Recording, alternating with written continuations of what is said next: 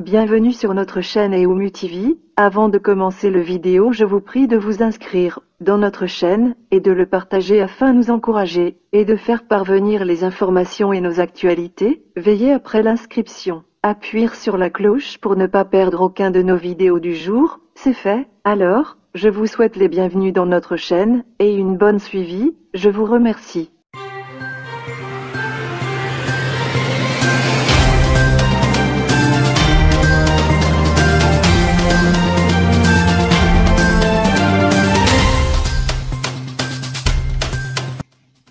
L'ouverture des frontières de la République démocratique du Congo prévue ce août se fera de manière progressive, en commençant par l'aéroport international de Ndjili et le port de Beach, Nobila, au cours d'une réunion entre le ministre de la Santé, le Dr Eteni Longondo, les membres du secrétariat technique de la riposte contre la Covid conduit par le Dr Jean-Jacques Koues-Mouyembe, le coordonnateur de la task force présidentielle, le Dr Roger Kamba et le directeur du service de l'hygiène aux frontières, le Dr Dédé Ndungi. Cette réunion a porté sur les dispositions nécessaires à prendre, au niveau des aéroports et autres frontières pour les voyageurs à la réouverture des frontières. C'est une ouverture progressive, raison pour laquelle nous sommes venus auprès de l'autorité sanitaire pour qu'on en discute et qu'on voit toutes les autorités pour décider de ce qui sera fait par rapport au 15 août, a dit le directeur du service d'hygiène aux frontières.